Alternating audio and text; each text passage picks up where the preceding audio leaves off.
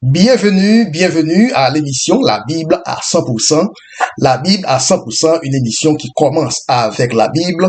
La Bible à 100%, une émission qui continue avec la Bible. La thématique d'aujourd'hui sera intitulée Le déluge de Noé ne fut pas le premier déluge. Le déluge de Noé ne fut pas le premier déluge dans la Bible. Mais avant de commencer, nous voulons tout d'abord rendre gloire et honneur à notre Seigneur, le Seigneur Jésus-Christ. À lui soit la gloire, à lui soit l'honneur, la magnificence au siècle des siècles, en son nom et en sa personne, le Seigneur Jésus-Christ. Amen. Oui, comme sujet, le déluge de Noé ne fut pas le tout premier déluge dans la Bible. Verset de base, Genèse 1er, le verset 2. Genèse 1er, verset 2, la terre était informe et vide. Il y avait des ténèbres à la surface de l'abîme et l'Esprit de Dieu se mouvait au-dessus des eaux. L'Esprit de Dieu se mouvait au-dessus des eaux. Ensuite, nous allons lire Genèse 7, le verset 18. Genèse 7, verset 18. Les eaux grossirent et s'accrurent beaucoup sur la terre. Et l'arche de Noé se mouvait au-dessus des eaux. L'arche de Noé se mouvait au-dessus des eaux. Donc, au total, il y eut 2 déluges dans le livre de la Genèse. Dans un premier temps, il y eut le déluge pré-adamique, Genèse 1er, verset 2, au cours duquel l'Esprit de Dieu se mouvait au-dessus des eaux. Ensuite, en deuxième position, il y eut le déluge post-adamique, le déluge de Noé, le deuxième déluge, où Noé a passé 371 jours de confinement à l'intérieur d'une arche qui se mouvait au-dessus des eaux. Alors, nous savons bien que Dieu est partout, à tout moment. Dieu est omniprésent. Mais chaque fois que la Bible nous dit que Dieu, le Dieu omniprésent, est dans un endroit quelconque, en particulier, cela veut dire que Dieu est sur le point de poser une action dans cet endroit-là. Voilà pourquoi dans Genèse 1er verset 2, l'Esprit de Dieu omniprésent se mouvait au-dessus des eaux. Alors, l'Esprit de Dieu ne se mouvait pas au-dessus des montagnes. Pourquoi? Tout simplement parce que les eaux recouvraient les montagnes. Dans Genèse 1er verset 2, l'Esprit de Dieu ne se mouvait pas à la surface de la terre. Raison, parce que les eaux couvraient toute la terre. L'Esprit de Dieu se mouvait au-dessus des eaux parce que Dieu était sur le point de dessécher ces eaux afin de récupérer la terre qui a été enterrée, engloutie, enfouie en dessous des eaux. Alors, c'est la première grande différence entre le premier déluge et le deuxième déluge. C'est la première grande différence entre le déluge de la Genèse 1er verset 2 et le déluge de la Genèse 7, le verset 18. Dans Genèse 1er, le verset 2, il n'y avait pas de bateau pour se mouvoir au-dessus des eaux. Alors, c'était l'Esprit de Dieu qui, donc, se mouvait au-dessus des eaux. Cependant, dans Genèse 7, le verset 18, il y eut un bateau. C'était ce bateau-là qui, de préférence, se mouvait au-dessus des eaux. Voilà pourquoi il faut d'abord construire votre bateau. Il faut construire votre petit bateau afin que Christ puisse entrer là-dedans. L'apôtre Pierre a construit une barque. Christ est entré dans la barque. Christ dormait à l'arrière de la barque de Pierre. Vous pouvez dire, Christ est dans mon bateau, mais il dort. Mais une fois que Christ est dans votre bateau, dans votre arche, dans votre barque, qu'il soit en état d'éveil ou en train de dormir, cela ne fait aucune différence. Ce que les apôtres ne savaient pas, c'était le fait que le corps de Dieu, c'était le corps de Dieu qui dormait à l'arrière de la barque de Pierre. Mais l'Esprit de Dieu ne dort jamais. L'Esprit de Dieu ne sommeille jamais. Alors, quand la tempête a commencé à rugir, au moins il pouvait aller réveiller le Christ dormant. L'apôtre Pierre avait une barque. Noé avait une arche. Le Christ qui était à l'intérieur de la barque de Pierre est le même Christ qui a été à l'intérieur de l'arche de Noé. À l'époque du déluge de Noé, parce que Noé a construit un bateau, l'Esprit de Dieu, au lieu de se mouvoir au-dessus des eaux, se mouvait de préférence à l'intérieur de l'arche de Noé. Alors, c'est pour la toute première différence entre les deux déluges. Maintenant, nous allons passer à la deuxième différence. Noé et sa famille ont passé un total de 371 jours de confinement à l'intérieur de l'arche de Noé.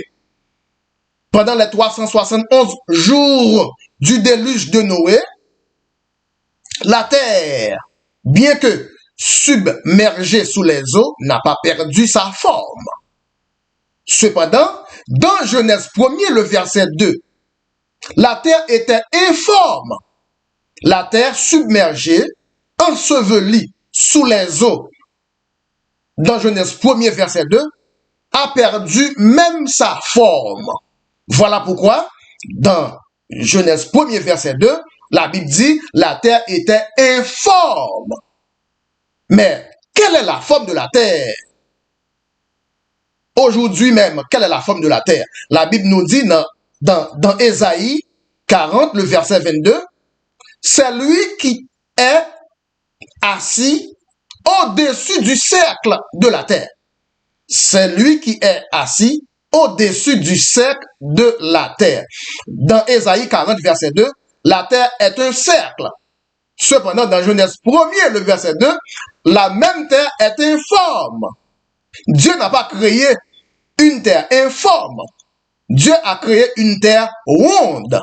Mais, dans Genèse 1er, verset 2, à cause du déluge, la terre a perdu sa forme et par suite est donc devenue une terre informe. Maintenant, nous allons passer à la troisième différence entre le premier déluge, Genèse 1er, verset 2, et le deuxième déluge, Genèse 7, verset 18. Le déluge de Noé s'est élevé seulement 15 coudées au-dessus des montagnes. Seulement 15 coudées. Pas plus. Genèse 7, le verset 20. Les eaux s'élevèrent de 15 coudées au-dessus des montagnes.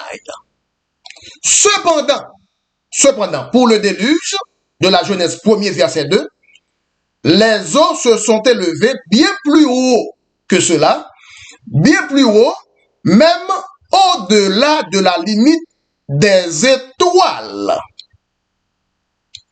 Il n'y a pas à l'époque, mais là, donc, dans le firmament, là, donc, où Dieu va plus tard placer les étoiles, c'était la limite des eaux du déluge, du premier déluge, du déluge de la Genèse 1er, le verset 2. Ce que nous appelons aujourd'hui, ce que nous nommons aujourd'hui le firmament, ou bien l'atmosphère, ou bien l'espace sidéral, cela a été jadis la cuvette du déluge de la Genèse 1er, verset 2. Voilà pourquoi, par comparaison, s'il a fallu seulement 181 jours pour dessécher le déluge de Noé, il a fallu 2000 ans. Il a fallu 2000 ans pour dessécher le déluge de la Genèse 1er, le verset 2. Nous allons lire Genèse 1er, verset 7.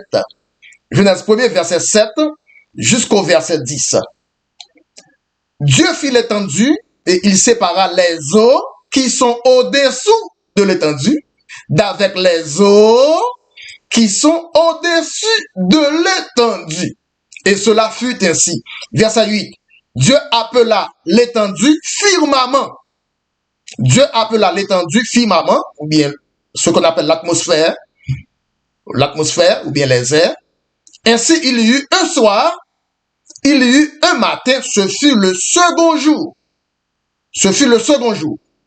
Maintenant, au troisième jour, verset 9, au troisième jour, Dieu dit que les eaux qui sont au-dessous du ciel se rassemblent en un seul lieu et que le sec paraisse, et cela fut ainsi. Dieu appela le sec terre, il appela l'amas des eaux l'océan ou bien la mer. Dieu vit que cela était bon. Donc le sec n'est apparu pour la première fois qu'à partir de la Genèse 1er, verset 10. Dieu ne pouvait pas planter d'arbres avant la Genèse 1er, verset 10. Dieu ne pouvait pas planter de fleurs avant la Genèse 1er, verset 10. Dieu ne pouvait pas planter des herbes avant la Genèse 1er, verset 10. Cependant, à partir de Genèse 1er, verset 10, le sec s'est apparu pour la toute première fois. C'est à ce moment-là que Dieu a commencé à placer la végétation, à placer les arbres sur le sec. En fait, Dieu a dû dessécher les eaux de Genèse 1er, verset 2 pour trouver un endroit pour mettre le soleil. Dieu a dû dessécher les eaux de la Genèse 1er, verset 2 afin de trouver un endroit pour mettre la lune. Dieu a dû aspirer les eaux de la Genèse 1er, verset 2 afin de trouver un endroit pour placer les étoiles. Dieu a dû dessécher les eaux de la Genèse 1er, verset 2 pour trouver le sec afin de planter les arbres, les fleurs, la végétation. Donc le deuxième jour de la Genèse et le troisième jour de la Genèse, soit 2000 ans pour reculer les eaux de la Genèse 1er, verset 2, soit 2000 ans pour reculer les eaux du premier déluge, ne laissant que la mer, ne laissant que l'océan comme vestige du premier déluge. La mer est un vestige du premier déluge. Donc, 181 jours pour dessécher le déluge de Noé, tandis que 2000 ans pour dessécher le déluge de la Genèse 1er, verset 2. Le déluge de Noé ne fut pas le premier déluge. Alors, nous arrivons à la clôture de cette étude biblique en profondeur, cette table ronde, et c'est la fin de cette émission pour aujourd'hui. Et avec vous, votre très humble évangéliste, le frère Bruno, nous sommes très reconnaissants à Dieu pour ce moment de table ronde biblique. Abonnez-vous à la chaîne La Bible à 100% pour ne pas rater les toutes nouvelles études bibliques à venir. Rendez-vous chaque semaine. Entre-temps, à bientôt et à tantôt. Bye bye.